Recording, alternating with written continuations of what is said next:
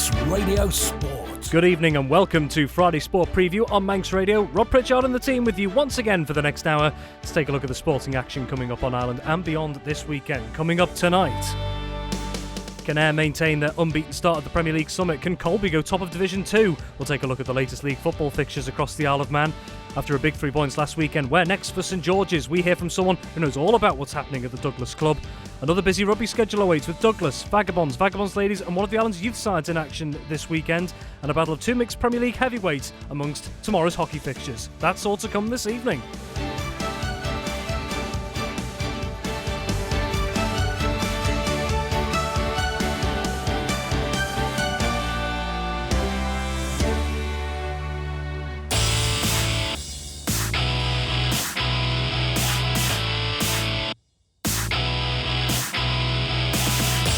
Very good evening and welcome to the latest edition of Friday Sport Preview on Manx Radio. And as we take our customary look out the window with the light fading going into the weekend, we are keeping our fingers and toes crossed because it looks like Storm Ashley is on its way. And we pray above all else that none of our sporting fixtures will be affected across the weekend. We've got plenty to take a look at across Saturday and Sunday, starting as we usually do with the football side of things. And to go through it all as always is Tony Mepham. Tony, very good evening. Good evening, Rob, and we've got one or two alterations already. We've just come into the studio, so sorry we couldn't give you it in advance. But Foxdale against St George's in the Caine Premier League, that's going to be played at St George's. Both clubs have agreed, and well done to them for putting that in place, because obviously what's coming in later would probably have put paid to the pitch at Foxdale, and it's just a shame really that the weather's coming in. But certainly another problem is St George's combination, and we'll speak to Johnny about that later on. But St George's against Foxdale tomorrow is postponed due to St George's not having sufficient players to play. Very well. If you've just joined us in the last couple of seconds, you missed Tony's update there. Foxdale versus St George's in the Canada Life Men's Premier League. That will now be played at St George's, just with a couple of potential concerns over the condition of Foxdale's pitch, with the inclement weather on its way. And at St George's versus Foxdale in Canada Life Combination 1, that'll be awarded as an away walkover, with St George's unable to field a team.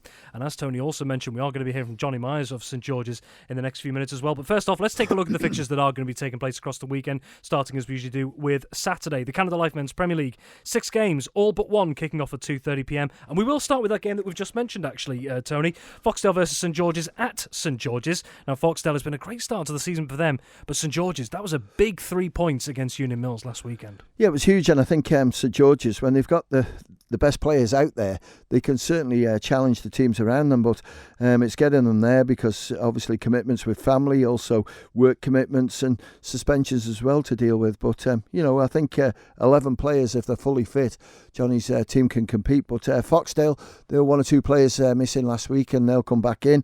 I think Jay Chatwood was absent, Lee Gale was also missing, so they'll come back in, and that poses a massive threat. But I'm sure Johnny and the team there at St George's will be making it difficult. Glen Cutcher Road's a good pitch to play, nice and wide, so that might just suit Foxdale a little bit more.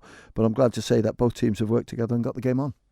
The next one to take a look at here is, I believe, Tony, correct me if I'm wrong, the longest journey in Manx football. Yeah, it is. Russian United, they're going to be at home at Croyt Lowy up against the current leaders and defending champions Ayre United. Ayre United is still the only unbeaten team in the top flight. Yeah, no motorway cafes on the route as well, coming up from Russian, but it is a long haul. But there's a lot of history over the last 2 or 3 years with these clubs, because they've drawn each other in cup competitions, important semi-finals, and obviously league games as well. But you look at that league table, played 7. We're coming up to the 12 stage, which is for the Plum Properties Railway Cup. So it's all to play for, and Ayre have looked so good.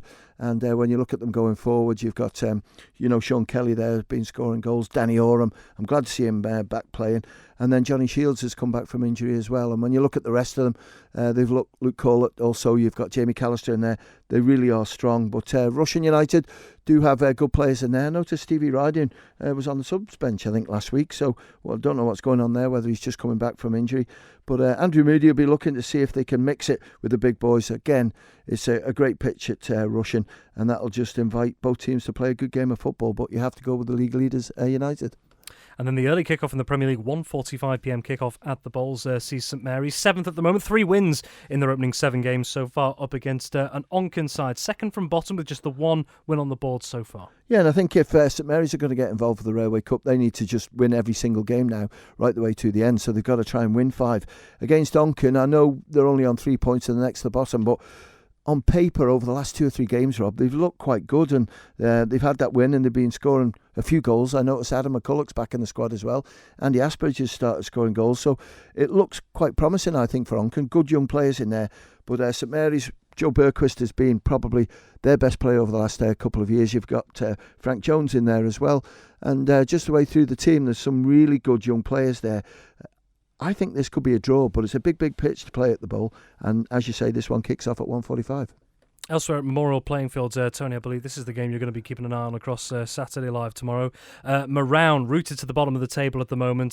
7 games, 7 defeats at the moment for Moran. And they're coming up against a Laxey team, Tony, that we've noticed in the last few weeks have put themselves right into contention for those Railway Cup spots at the moment. Up in 5th at the moment on 15 points. Only behind Foxdale in 4th on goal difference. Yeah, they are. And there's a little group round there, isn't there, who've played 8 games. And I was speaking to Johnny Palmer in the week, and Johnny's quite happy with the team that he's got. I know Glenn Walker departs shortly, so I'm not too sure if it's just before Christmas or it might be about now. But when he goes, that's going to be a big loss. But Moran, I just didn't expect them to be in the position that they're in. I thought they would have had a few points on the board by now.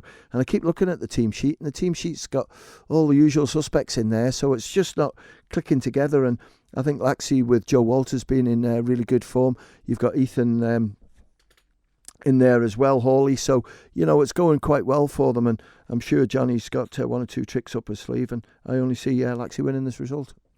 And then out in the west, St John's United up against Ramsey. That's a meeting of 9th and 8th respectively. Yeah, and St John's had the free week, so it gave them chance for 1 or 2 players who were injured to get back again. I noticed Team of the Week, I think it was a couple of weeks ago, Sam Ingham's got the number 1 jersey, which normally he's wearing the number 4 or 5 as a centre-back for St John's, so that was interesting.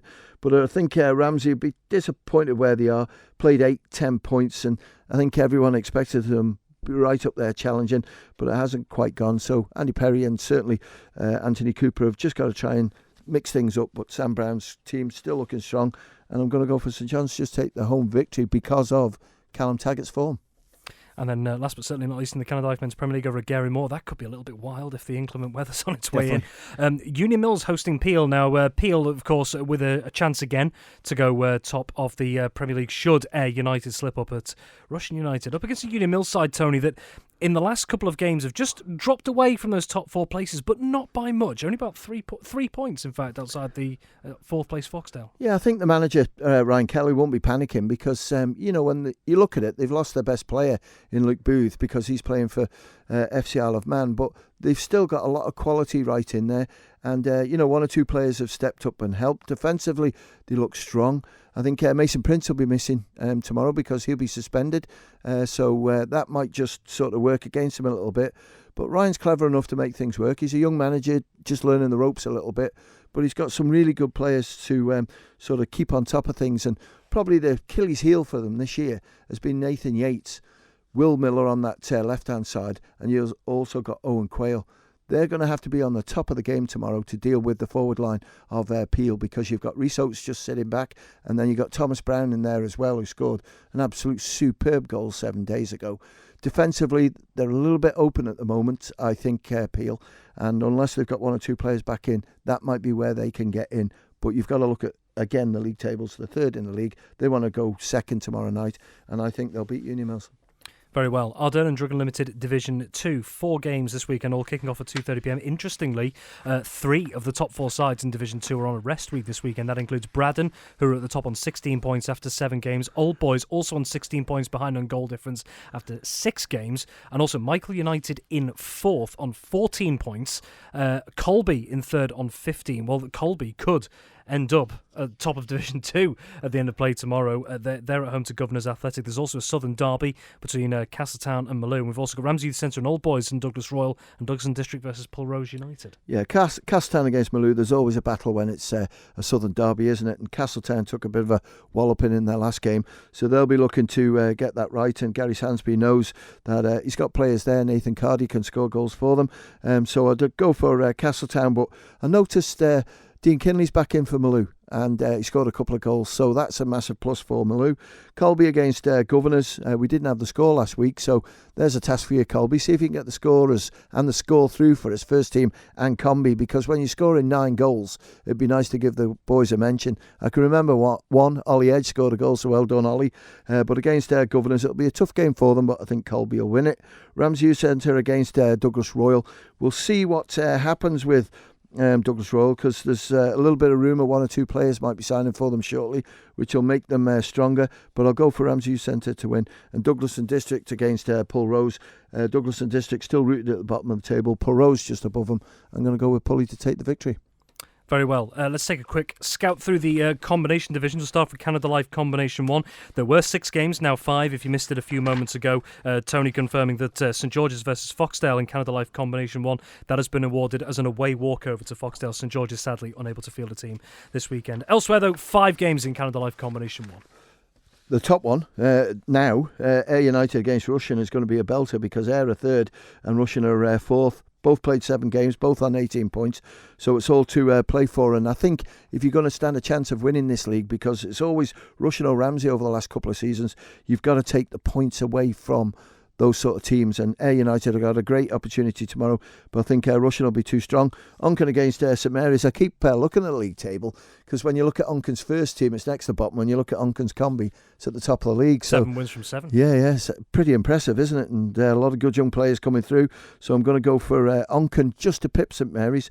Laxey against Moran. It should be Laxey that take the victory. Ramsey against St John's could be close, but I noticed the good start that St John's had has slipped off. Liam Sale, I think, 3 hat-tricks for him in the games that they've played. See if he can get another and maybe get the points, but I think it'll be Ramsey.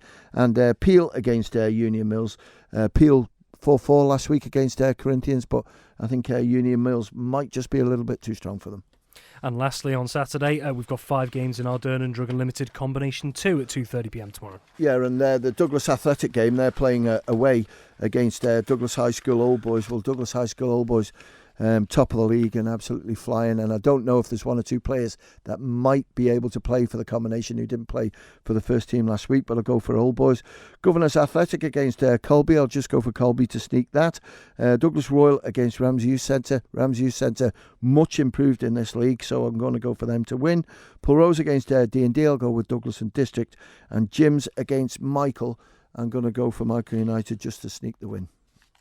So taking a quick look then into Sunday, we've just got the 1 game in the Canada Life Women's League this weekend, and that sees Peel, the defending champions, hosting Douglas Royal at 2 o'clock on Sunday. And Tony, Peel already with a little bit of ground to make up. They have a game in hand on Corinthians at the top, but currently 6 points back, so they really need to get a win there on Sunday against this Douglas Royal side to try and keep tabs with Corinthians at the top. Yeah, Douglas Royal have only played 1, and they played last week and they won it, which is absolutely brilliant. We've been patient to try and nurture them through, and that's what our job is at the FA, to make sure that sort of clubs have that time to get a team together.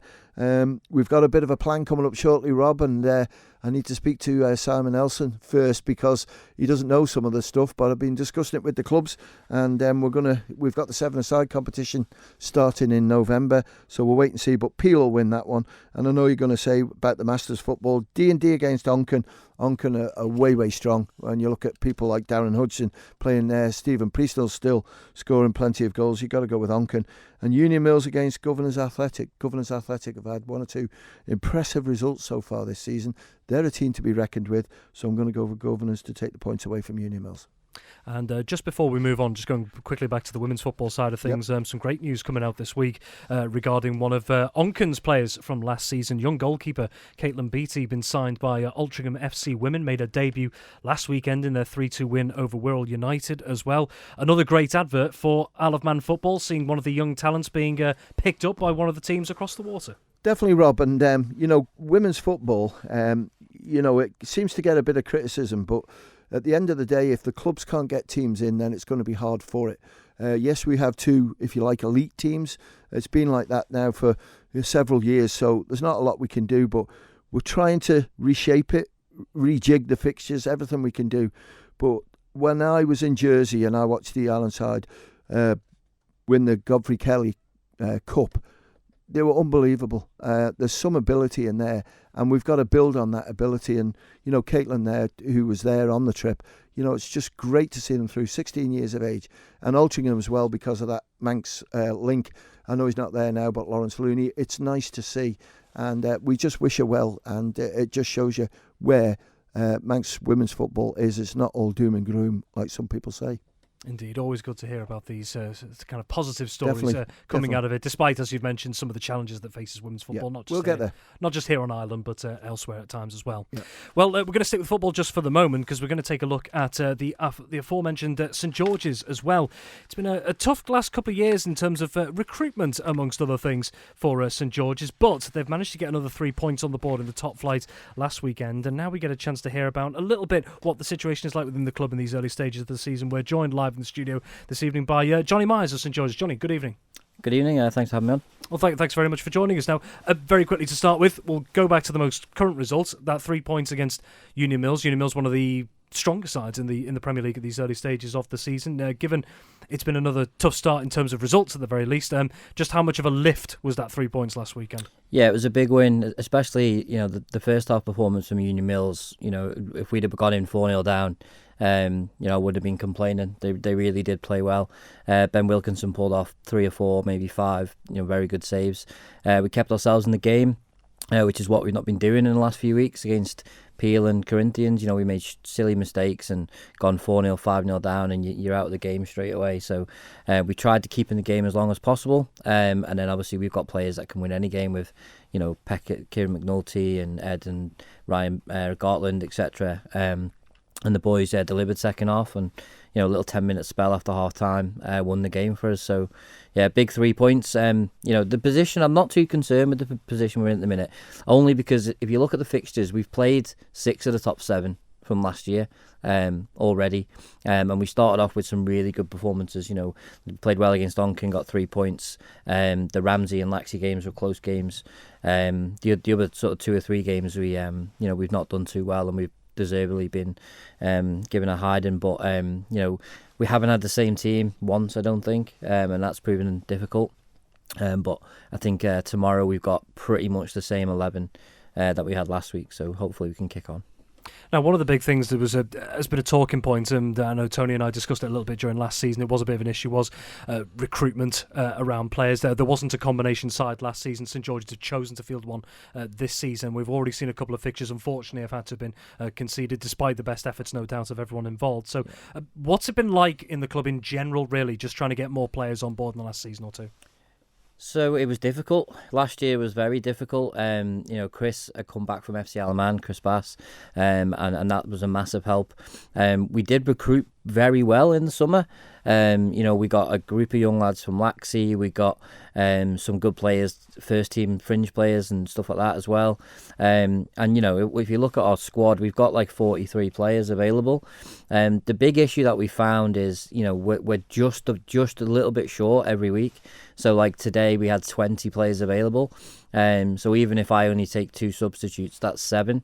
The biggest issue is we signed, say, like 6 young lads from Laxey, and they were going to be the core of the combi, and then we just had 5 or 6 every week to that, and they've had a bit of injury, and some of them have now got jobs on a Saturday, so that's kind of put paid to that sort of idea. And people just aren't available. Some people who have said they could help when we're short, turns out that they can't do that at that point. So every week we're in the same position. We've appointed a combination manager, which will help now. So Lee Quirk, who used to play for the club, he's come in, and he's trying to get a bit of organisation around the combination side. But yeah, it's just really difficult. And I get the question that you'll probably ask me is, where do you draw the line at pulling out or not pulling out? And it is a difficult one. I don't want to stop the players there now going and playing elsewhere, because we can't actually provide them the opportunity to play. I can only pick a certain amount of players to come with me on a Saturday for the first team. But then will they get games elsewhere? If they move. So it is a difficult one, and it's also not fair on the teams that get to players, and because we're not as strong as the other teams, they might see it as an opportunity to score more goals and get a bit more confidence, where obviously if we don't field the team, then they just get the 3 points. So we're aware of all that, and it's not a position we want to be in. Especially with myself, Chris, and that background in football, it's obviously not great, and we're trying is the message that I always say to people. We're trying to get a team out every week. We've signed I think 19 or 20 players in the summer, and it's just and that's difficult in this day and age with people playing for other sports and other clubs. So yeah, we're just going to keep going until we decide that we actually can't field a team consistently in the next few weeks, I think. And just finally got 60 seconds, so I'll try and keep it short and sharp and to the point. And where St George's are at the moment at this stage of the season, you think of it was a bit of a great escape last season, picked up some massive results to stay in the top flight last season. What do you think is the overriding objective? Is it survival, or do you think you can offer a little bit more than that? I think we can offer a lot more than that. Like I said, we've not had the same team for 2 consecutive games yet. We have played 6 of the top 7 from last season. So I think top 6 is our aim. So that's probably a good yardstick, I think, for where we'll be at after sort of halfway point. Excellent. Well, Johnny, thank you so much for joining us. Johnny Myers of St George's Football Club there. We do wish you all the best for the rest of the season, whatever it brings. So, moving on, and they claimed their first win of the month 6 days ago, and tomorrow FC Isle of Man will be looking to continue to stay in the fight for the NWCFL Premier Division promotion playoff places this weekend. It's another away trip on the cards for the Ravens as they head to Lancashire to take on Longridge Town. The Island side's latest opponents have already got the better of the Manx team, having earned a 1-0 victory at the Bowl in August, despite playing most of the game with 10 men. Well, FC Isle of Man manager Paul Jones admits his side struggled to create many opportunities that day, but believes there's a chance that could change this time around. Hopefully the game goes in a slightly different dynamic. They scored very early and then went down to 10 men and then just sat in a really low block, and we struggled at that point to create enough goal scoring opportunities to win the game. So that's probably not how they always play. They're scoring a fair, or certainly creating lots of goal scoring opportunities at the moment, maybe not quite taking them the last few games. So hopefully, they're at home, they come and have a bit of a go at us, and that creates a little bit more space for us when we're attacking. But if not, we've had good practice of playing against some teams defended in low blocks recently and done well. So yeah, I think it'll be a very different game just because of this. Hopefully the circumstances are different, and hopefully both teams keep 11 players and go toe to toe a little bit. You're coming off the back of a 2-1 win against Paddington. They were one of the informed sides of the division after 2 back-to-back defeats. One of those particularly disappointing. So how much has that lifted the mood, I suppose, over the last week going into this, picking up a result against Paddington last weekend? Believe it or believe it not, the mood wasn't affected by the two results where we didn't get any points. I think we're really in a good place from a confidence point of view and a belief, and everybody, touch wood, it doesn't have that feeling that if we lose, we're going to keep losing. We know we're going to, there's a win around the corner. So everyone's been really confident. Obviously, beating Paddy and probably in the way we did, certainly in our first kind of 60-minute performance was really good, which builds confidence again. We've had a good training week this week, which is the first time we've been able to do that for a while. So, we're really looking forward to, going over to Longridge and giving them a really difficult game. And as I say, we're not in a place where one result, either good or bad, completely shifts the mentality of the group. We know what we're trying to do. We know how we need to be if we're going to get somewhere close to doing that. And everyone's pretty focused and determined and understands what they need to do individually and as a team to get good performances. So yeah, we're really good. There was a disappointment obviously with the Cheadle result, but everyone's allowed a blip every now and again, and the group really needs to push on now between now and Christmas. Going into this weekend, as it stands, you have no more midweek fixtures. Just this week, being able to have that full week with the players to not just train but give the players a chance to rest and recuperate, how beneficial has that been? Really beneficial. And it'll be good probably in the next month as we get a little bit of a routine and everyone gets used to being at home every week and we get into a Tuesday, Thursday training routine. It'll really help everybody apart from me because there'll be more availability. There'll be people will recover from their knocks and injuries a little bit quicker. So we're kind of pretty much at the point now where there's not only only kind of Michael and Dan Simpson, who are the long-term injuries anyway, that are missing. Everybody else is pretty much back fit and available. So for all the players, it'll be great. For me, it'll be headaches. But I guess if the 11 on the pitch or the 16 in the squad are winning games of football, then it's just a little bit of tinkering from game to game based on who we're playing, and they make it easy for me to pick them if they're winning. So yeah, it'll be really good. I think everyone's looking forward to it. It's been a tough kind of 2.5 months, but we're actually feeling pretty refreshed. Some key players have had a little bit of a break because of injuries. Steve Whitley's back from the holiday now, so he's looking sharp again. Danny Gerard's having a little bit of time to make sure he's in a really good place. So yeah, we're managing the group really well, and we're looking forward to doing some good work with them on a Tuesday, especially to bring our playing levels up even further. So yeah, we're looking forward to this little spell into Christmas, because we feel like we can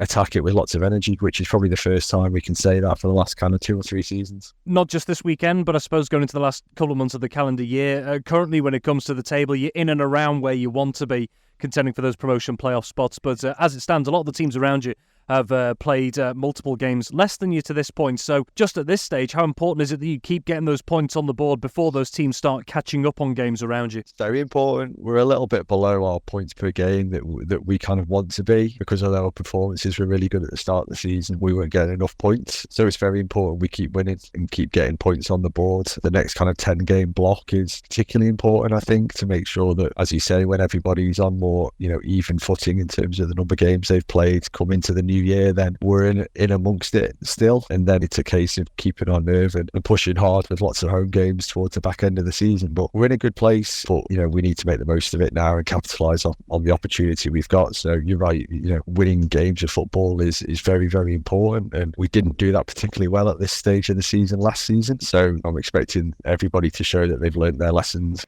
Paul Jones, FC Isle of Man manager, ahead of his side's trip to Longridge Town at 3 o'clock tomorrow over in Lancashire.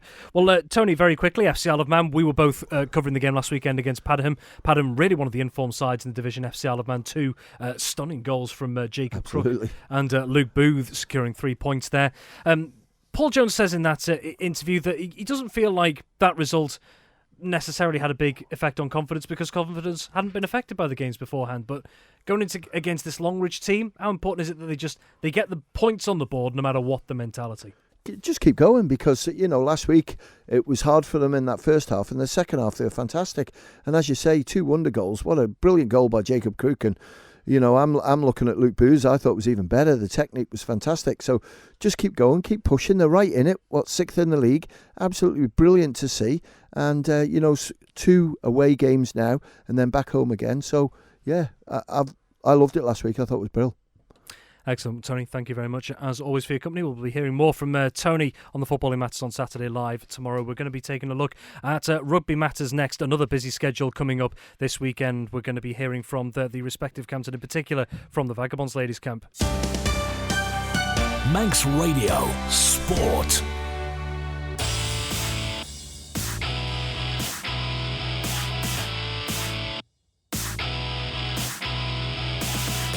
Welcome back to Friday Sport Preview on Manx Radio, and looking ahead to this weekend, it is yet another busy schedule coming up for Manx Rugby, both on and off the island. Douglas in Regional 2 North West, Vagabonds Men in Counties 3 ADM, Lancashire Cheshire, Vagabonds Ladies in Women's NC2 North South, and also one of the island's youth sides in action this weekend. Well, taking a look then, we'll start with Douglas, as we often do, looking at the Regional 2 North West, the highest in the pyramid, if you like to call it that. And time to bring in our rugby correspondent, Dave Christian. Well, Dave, Douglas back on home soil at Portashee this weekend, and by the looks of it, you believe this could be a very closely contested and cracking game. Yeah, I was looking at the league table after last week's matches, spotted Altrincham Kersal just a point above Douglas, and stuck that in my mind for this week, but obviously caught out a little bit. Luckily, Manx Radio's rugby expert Paul Morant was on hand to correct me. The Altrincham Kersal result last week was late coming in, and they were actually 6 points clear of Douglas in the standings. Notwithstanding that, Douglas at home, last home game, Vale of Loon, 50 points up.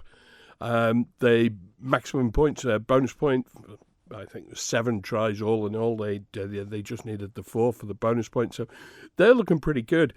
And they weren't able to carry that form away with them last week. Almost nicked a bonus point away at Sandbach. Just ran out of time in the end. That would have been a try bonus point. They were well beaten on the day, but if they'd managed to score 4, it would have been an extra point for them.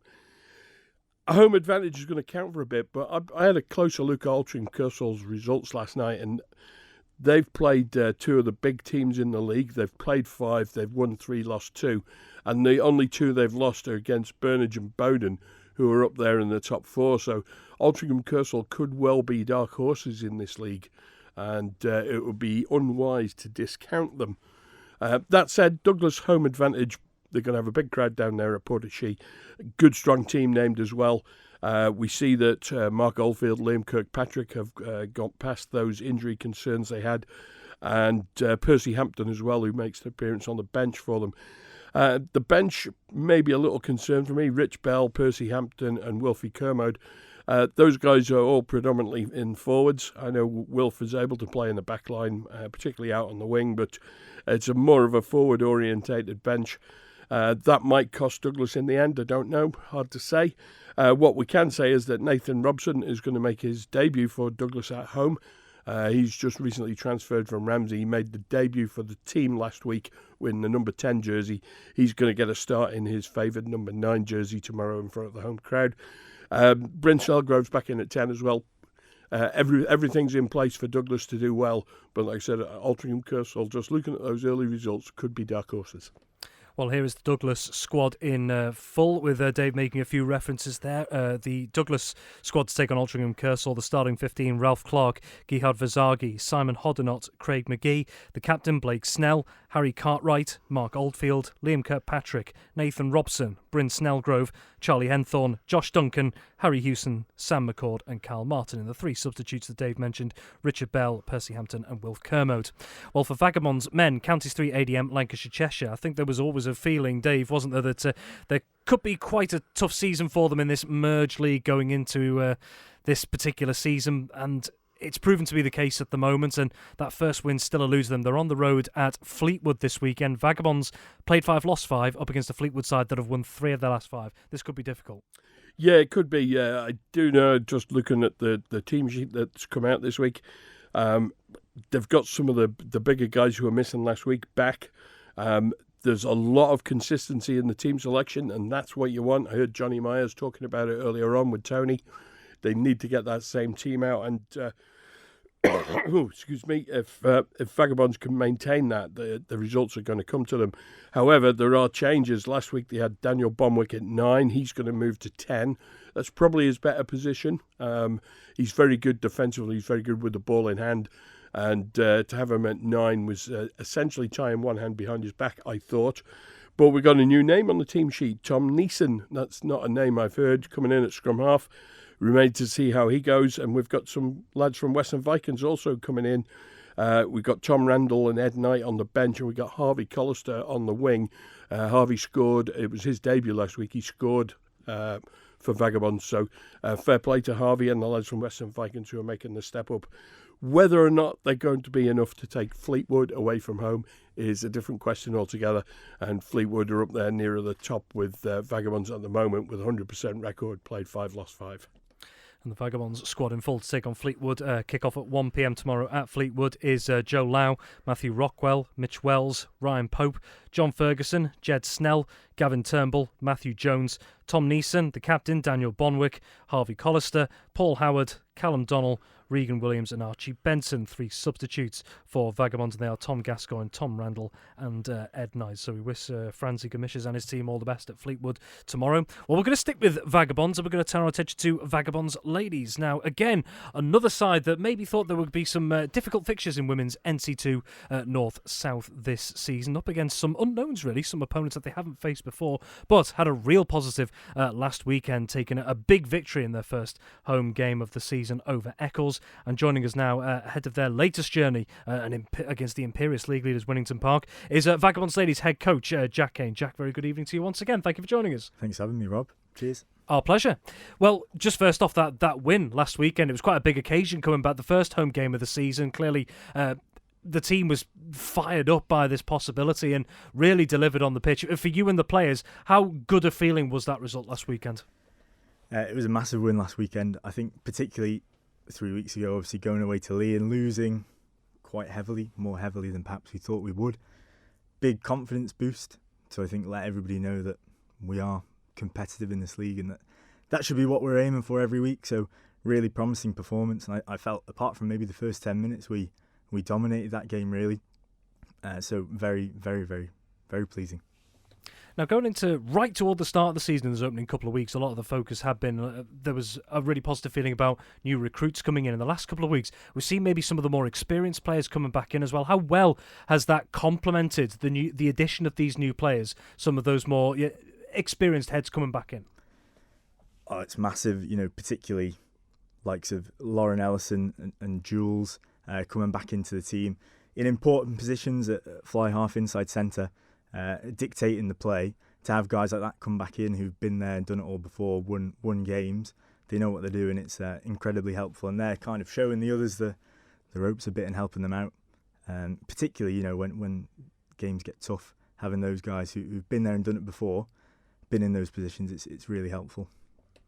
Now, a big test, probably the biggest test on paper so far for Vagabonds Ladies tomorrow, up against the current leaders of Women's NC2 North-South, Winnington Park. So how much of a benchmark do you think could a game like this be for yourselves in terms of going into the rest of the season? Or do you not see it that way? It's hard to say, really. I think, obviously, we've played 2 games, they've only played 3. One of those was a walkover win. So whether it's necessarily a true top-of-the-league game, we're not sure. We'll find out tomorrow, I suppose. But I think we're going into it quite optimistic about how we're going to get on. We've got a different team out tomorrow because we've got some people unavailable. But that's exciting. Some new people are getting a chance to have a run for the first time. So I think we will tomorrow really see where we are for the rest of the season.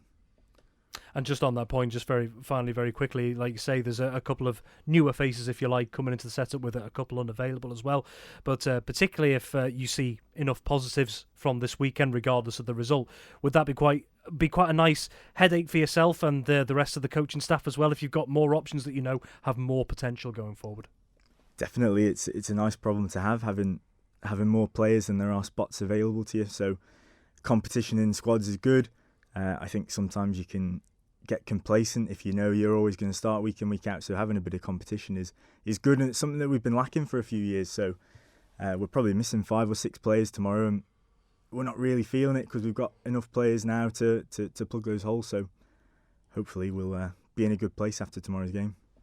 Excellent. Well, Jack, thank you very much for joining us there. Jack Caine, Vagabonds Ladies head coach there, ahead of his sides trip to Winnington Park in the Women's NC2 North-South tomorrow. And here is the Vagabonds Ladies lineup for tomorrow. It is Becca Hicks, Maisie Murray, Lois Mooney, Hannah Kissack, Georgina Quayle, Ella Goodwin-Jones, Sophie Henry, Malin Campbell, Holly Shea, Leona McGovern the captain, Rebs O'Neill, Meg Kerwin, Charlotte Hurd, Bliss Murtar and Freya Crow. And just the one substitute, Joe Bell there to act as the option, if you like, for Vagabonds Ladies this particular weekend. So all the best to them and the team at Winnington Park this weekend. And finally, in the rugby side of things, Dave, just a quick mention for one of the Alamance youth teams that's going to be in action on Sunday. We've got Southern Nomads, the under-16s. They're heading to Winnington Park as well, and that's going to be in the under-16 Cheshire Cup. And Southern Nomads, well, their youth teams enjoyed a little bit of success last season. The under-15s won the Cheshire Junior Shield against Macclesfield as well. So there's maybe some players from that squad that could be going in this game in the under-16 Cheshire Cup. Indeed, Rob. This is essentially the nucleus of that team that won that under-15 competition last year. The guys are making a step up, and hopefully they'll go well. The Isle of Man sides have historically gone quite well in the Cheshire Junior competitions. I understand there's a Ramsey team also away tomorrow. I think it's at under-13 level. But when they heard that the Southern Nomads game had appeared in the paper, they got a little bit of envy and decided to stick their heads up and tell somebody that it was actually on. So hopefully I'll have a few more details of that tomorrow. And just very quickly, so on that point, with some of the youth teams getting these opportunities on and off island, it's something we've actually talked about over the last couple of years and what's available at both junior and senior level. Just how vital are these opportunities for the younger players?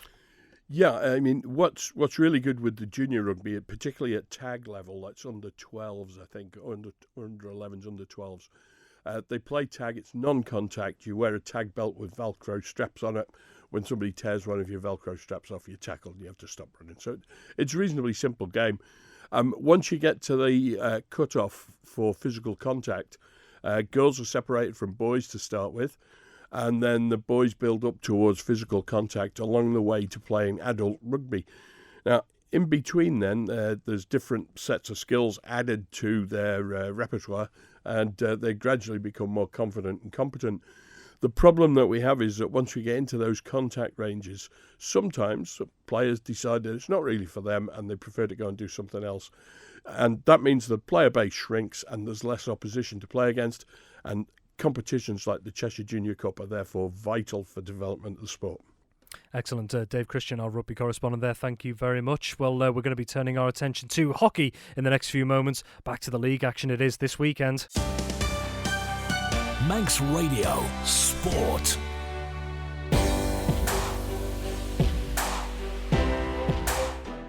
Well, we're several weeks now into the new Isle of Man mixed hockey season, and already we're starting to see the battles emerging at both the top and the bottom for supremacy, either in looking for the titles, the honours, or just trying to survive in the respective divisions. And going into the latest big action-packed set of fixtures across the mixed leagues this weekend, he's been waiting patiently, as always, is our hockey correspondent Ben Cunningham. Ben, very good evening. You know I don't mind waiting. No, you don't as well. You see, you're sat there, you're so calm, collected, everything about you. All right, don't put my ego up too much. Okay, let's take a look at the fixtures taking place this weekend. We're going to start things then in the mixed Premier League. We have 3 of the 4 games are pushing back at 12:35 tomorrow. We'll start with the game at the NSC, and that sees 2 sides who have started to show their potential in recent weeks, Ben. Harlequins A against Vikings B. Yeah, and I mean, we look at Vikings B. They are in 5th. Harlequins are 6th, and they're only just 2 points behind, so it's a win that separates the 2 sides. This will be a really close game, I reckon. I'm on the fence on this one. I really am, and this is the game that we're going to cover for Saturday Live tomorrow with Paul Moran. But yeah, I'm on the fence on this one. I think this is going to be a thriller. One of the other 12:35 pushbacks. This is a massive battle at the bottom of the table. It's the meeting of 2 sides, the 2 bottom sides, both yet to register points. 5 defeats from their opening 5 games each. Backers B and Valkyries B meeting at QE2.